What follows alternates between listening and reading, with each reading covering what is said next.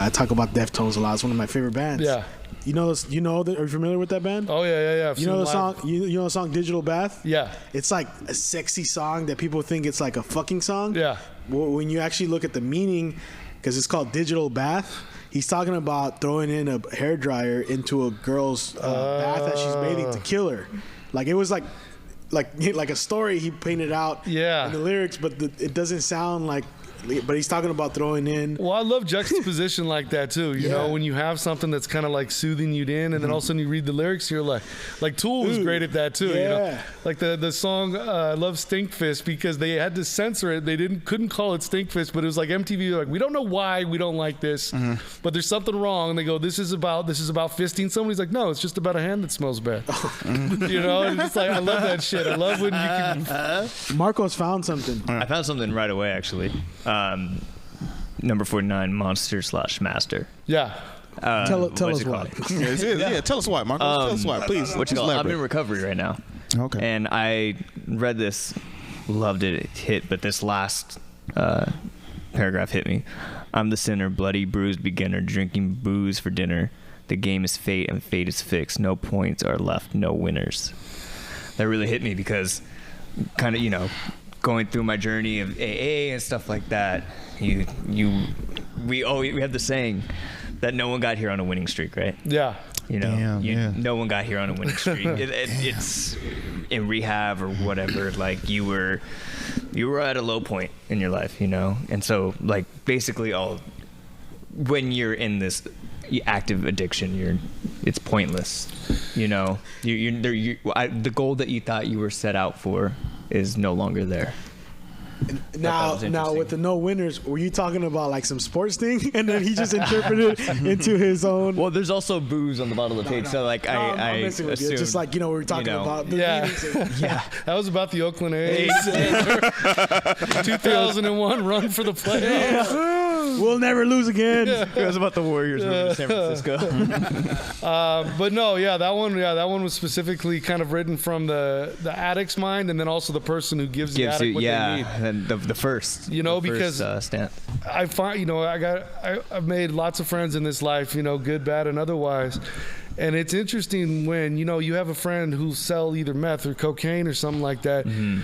The moral ambiguity behind that to me is always interesting because I'm like, you don't mind selling people death. Right. And they don't see it like that. Yeah. Right. They see it as, hey, it's in the world and they'd get it somewhere else. But to me, maybe it's just the fierce amount of Irish guilt that I carry with me, but it's like, I could never do that. Mm-hmm. I could do the shit, but I could never sell it. I could never profit. I even think about, the times as a chef where, a cook will come up to you or something and you do drugs with them. Right. And now you've made it okay. And now you've made it normal and you've justified it. And even shit like that, where I can justify in my head, I didn't do this, I didn't do that. But I'll wake up in the middle of the night thinking about that. Like I might not have changed someone's life, but I also could have skewered someone's trajectory just because I was weak. I was unwilling to stand up and be the bigger man. I think about that. I think I've shared this with you.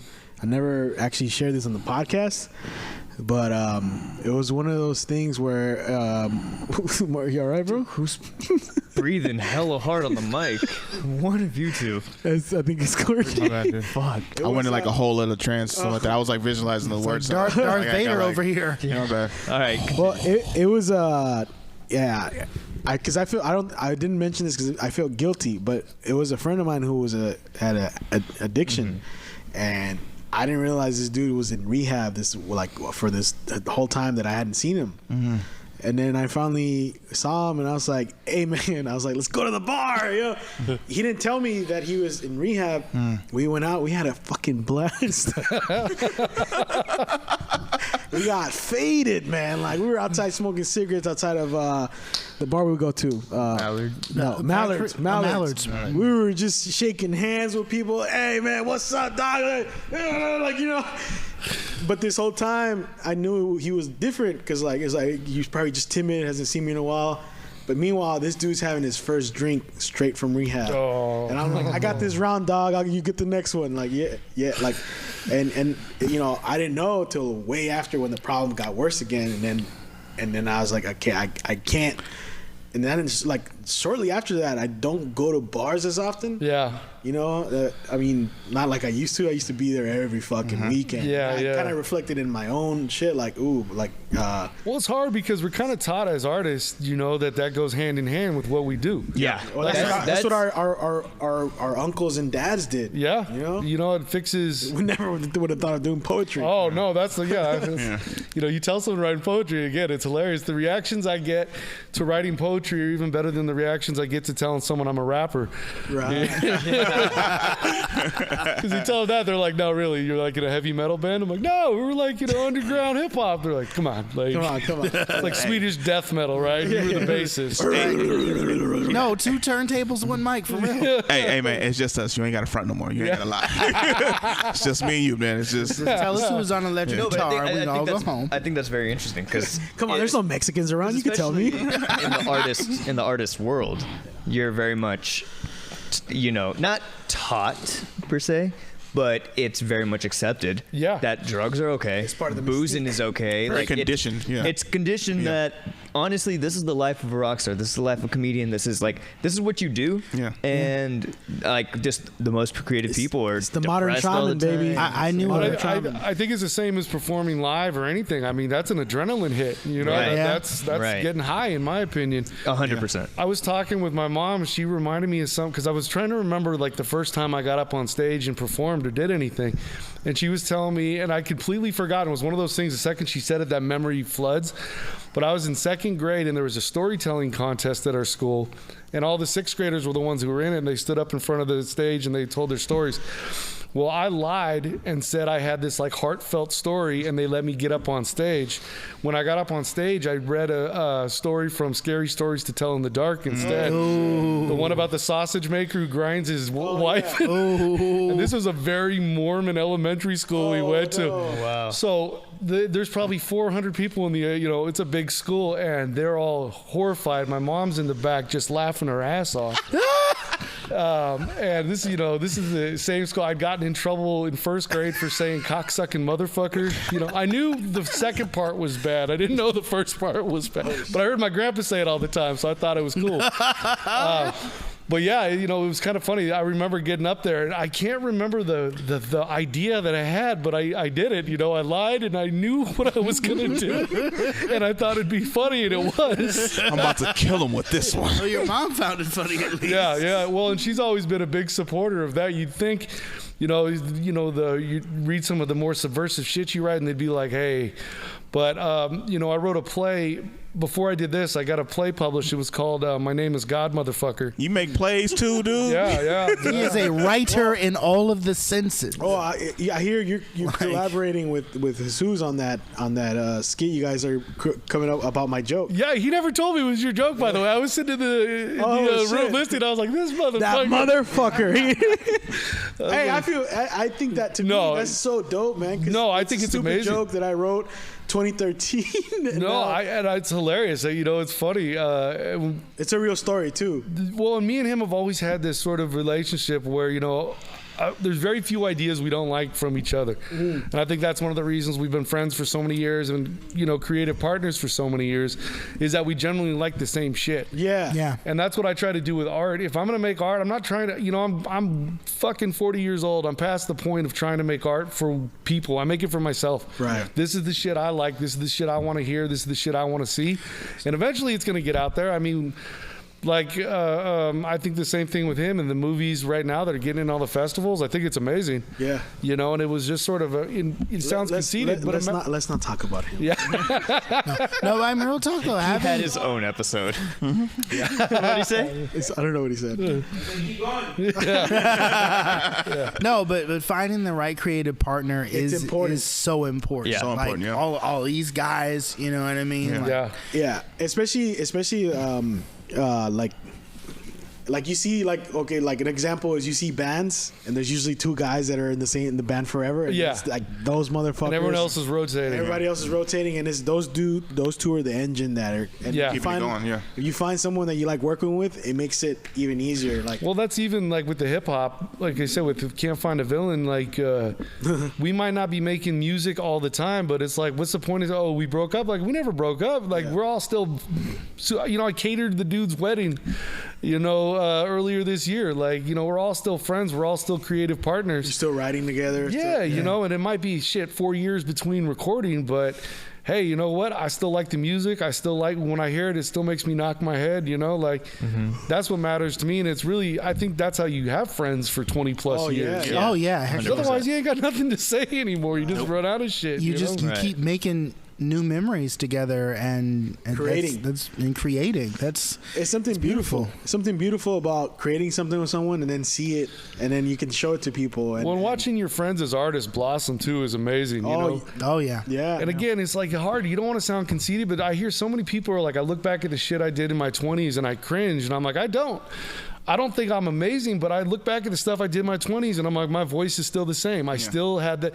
I think it's easier now. It's cleaner now. It's easier to access that part of my brain that gets to be creative. But I'm not mad at the shit. I'm not embarrassed of the shit I did in my 20s or 30s. I used to feel the same way. There's a clip of me doing stand-up in 2012. That's like my first or second set. And I used to like not want to see that shit. And now I watch it, and now it's like, it kind of makes me, I guess I'm getting old, but like, I was like... nostalgia. Yeah, like I can remember what I felt like at that moment. Yeah, oh man. And now you're watching it, and you're like, shit, like, I'm over here like messing up my words, not using commas, No semicolons. I couldn't spell semicolon. But I was so nervous, and I remember watching it like recently when I watched it. I posted a small clip of it on my IG, and I remember like, it's a weird thing to see, like, whoa, I was so young, like, because before I just said, oh, I sucked, but now it's like, whoa, I was hella young. It was 10 years ago. That's a long time. Yeah, and you can see the progression. You can see where it starts to lead to, you know? And I don't know. I dig it, man. I got a lot of friends who are artists, and watching them now, like, and it seems like I got a lot of friends who are starting to get traction now. People are starting to take notice. And, something that I've always believed. I'm like, I've always liked the art. It's never been a question for me. Especially like, and that's why I like having like, people who do this kind of thing or filmmakers. I actually talked to Jesus last night about this. We were on the phone. Like, now, I don't know if it's now that I'm getting older, I'm like super emotional. Oh yeah. More than ever. Like, not that I wasn't before, but like I was watching that new Christmas Story that just came out. Yeah, was it good? I fucking cried, dude. Sounds like it was good. Okay, it was good. And it was like good. Like a good movie like that. Like if it's touching, it'll make me fucking tear up now. And now I embrace it. Yeah. I don't fight it. I'm the same way. It used to be, you try to blink it away. Now I'm like, hey, I'm gonna live in this moment for a minute. Yeah. And a lot of it, working in kitchens for so many years. I don't know. It's like there's such a camaraderie and brotherhood there too. For sure. I tell all my friends I love them. I give them hugs. I don't. You do that. I tell these motherfuckers that all the time. And I think it was. He doesn't tell me that. Shut the fuck up. I said this in a like. Remember that time I cried here when we did it on my room back when we used to do it. And this is like the perfect example of the shit that we as dudes suppress in ourselves, man. Yeah. One of my uncles passed away 2019. And that was like the closest family member to this date that's, he was more than an uncle. He was like a grandfather, And he had cancer. And I remember, we were there like the whole time from beginning to end. And it was day, what was it, like 2 days before he passed. He accidentally called me. I was at work and I picked up the phone and I already knew like he wasn't doing well, but he accidentally called me because he couldn't see, and he was telling me something that he was talking to me as if I was his daughter, and then he kind of like, oh, wrong number. I was like, how you doing? I'm like, oh, I'm good, and I was surprised that he was talking, and then I don't know, dude, but I had the urge to tell him, hey, I love you, because I don't know. It'll be the last time. Yeah. And I remember saying it like in my head. I wanted to say it, but I was like, "No, he's gonna think I'm a bitch." See, that's what I thought in my head when that happened, and then I just didn't. I didn't say it. And I said, "Hey, I'll see you soon, hopefully, right?" Like, yeah. And then actually, it was like the day after he passed. Man. And then I think about that, like when I think about I should have said it. Like now I don't hold it back. I tell everyone I love them whenever I can. Well, that's what makes me laugh is the thought that makes us a bitch. Yeah. I'm like, no, you're a bitch because you can't, you can't even express yourself. That's why I said when I wrote this book, I didn't write this for the poetry community. The people who read. I wrote it for people who don't read poetry. Right. Mm-hmm. And the best compliment I get is when someone's like, I hope you don't mind. It's sitting on top of my toilet. I'm like, no, that's the best place for it. It's like take a shit, read 2 poems, put it back. Yes. Can you believe the Voice Party has had merch this whole time and we neglected to tell anybody? T-shirts, hoodies, bath mats, wall clocks, throw pillows, even mini skirts. We will throw our logo on absolutely anything. Click the link in the description below and pick you up some Voice Party merch today.